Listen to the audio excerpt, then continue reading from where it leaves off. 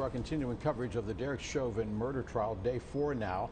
And Mr. Cook, I want to begin with you. You know one of the witnesses in this case, Donald Williams. He, of course, is the mixed martial artist who literally begged the police to take their knee off of George Floyd's neck, Derek Chauvin.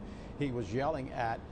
We talked an awful lot about the emotions inside the courtroom. We saw a man who really studies the art of fighting break down in tears. I'm wondering, what do we know about his emotional state today?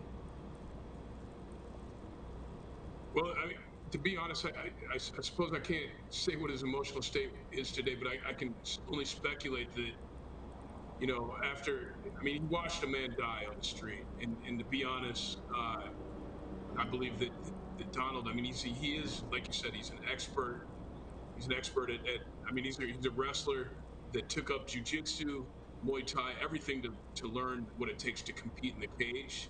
And he has some knowledge about it. And while he was watching that on the street, he was trying to explain to the officers the difference between the blood choke and the air choke, all in an effort to get the officers to have some mercy on Mr. Floyd. When you saw the tears, were you surprised because you know exactly who he is? I know who he is. I know him because I've trained with him. I wasn't surprised because when you go through something like that and then you have to talk about it and relive it, and the fact that he could have actually, he was in a really difficult position because he sat there and he watched it.